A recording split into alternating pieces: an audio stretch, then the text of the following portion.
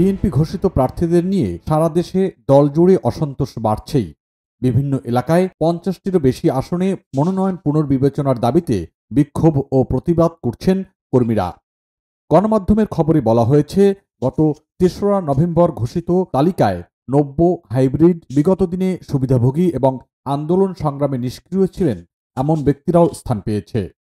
এছাড়া প্রবাসে থাকা বেশ কয়েকজনকেও মনোনয়ন দেওয়া হয়েছে। ফলে ত্যাগী, যোগ্য ও জনপ্রিয় নেতারা বাদ পড়ে যাওয়ার অভিযোগে বিভিন্ন আসনে ভাঙচুর, মানববন্ধন, বিক্ষোভ সমাবেশ এবং সড়ক ও রেলপথ অবরোধ করে প্রতিবাদ করেছেন বিএনপির অসংখ্য নেতাকর্মী। দলটির স্থায়ী কমিটির সদস্য ইকবাল হাসান মাহমুদ টুকু টিবিএসকে বলেছেন, এবারের নির্বাচনের পরিস্থিতি ভিন্ন। মনোনয়ন দেওয়ার ক্ষেত্রে আমাদের দেখতে হবে কাকে দিলে বেশি ভোট পাওয়া যায়। এর আগে বিএনপি মহাসচিব মির্জা ফখরুল ইসলাম আলমগীরও পরিষ্কার করে জানিয়েছিলেন, ঘোষিত প্রার্থীদের তালিকা চূড়ান্ত নয়, প্রয়োজনে তা পরিবর্তন করা হতে পারে। বিতর্কিত কয়েকটি মনোনয়নের মধ্যে রয়েছে টাঙ্গাইল ৩। এই আসনে সম্ভাব্য প্রার্থী হিসেবে এস.এম. ওবায়দুল হক নাসিমের নাম ঘোষণা করেছে বিএনপি। এই আসনে স্থানীয় বিএনপির বড় একটি অংশ প্রার্থী পরিবর্তনের দাবি জানাচ্ছে। এ দাবিতে টানা মিছিল, সমাবেশ, বিক্ষোভ ও মানববন্ধন চলছে। বিক্ষোভকারীদের অভিযোগ, এস.এম. ওবায়দুল হক নাসির ঘাটাইলের ভোটারই নন, তার বাড়িও বাসাইল উপজেলায়। ফলে বহিরাগত প্রার্থী হিসেবে তাকে মানতে নারাজ অধিকাংশ স্থানীয় নেতাকর্মী, সমর্থক ও অনেক ভোটার।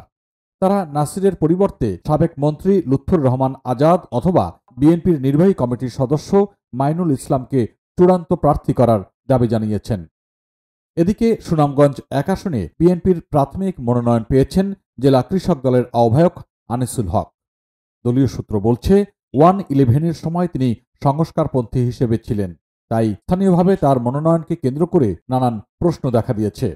অভিযোগ রয়েছে, তিনি 1-11-এর রূপকার হিসেবে পরিচিত সাবেক সেনাপ্রধান মইনু আহমেদের ভাইয়ের ব্যবসায়িক অংশীদার ছিলেন।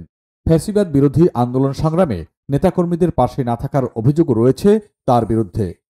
ব্রাহ্মণবাড়িয়া ৪ আসনে সম্ভাব্য প্রার্থী করা হয়েছে সাবেক এমপি মুশফিকুর রহমানকে। তার বয়স ৯০-এর কাছাকাছি। পাশাপাশি গত ১৭ বছর তিনি কানাডা প্রবাসী ছিলেন।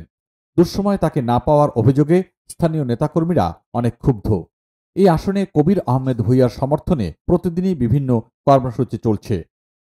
কুষ্টিয়া ৪ আসনে প্রায় ৮০ বছর বয়সী সাবেক এমপি সৈয়দ মেহেদী আহমেদ রুমিকে প্রার্থী করা হয়েছে। এই নেতার পরিবর্তে জেলা বিএনপির যুগ্ম আহ্বায়ক শেখ সাদিকে প্রার্থী হিসেবে চান অনেকেই। নেত্রকোনা ৫ পূর্বধলা আসনে ধানের শীষের প্রাথমিক প্রার্থী আবু তাহের তালুকদারকে ঘিরে তীব্র অসন্তোষ দেখা দিয়েছে। চট্টগ্রাম ১২ আসনে ৫ই আগস্টের পর এস আলম গ্রুপের গাড়িকাণ্ডে বহিষ্কৃত ও বিতর্কিত নেতা এনামুল হককে মনোনয়ন দেওয়া হয়েছে।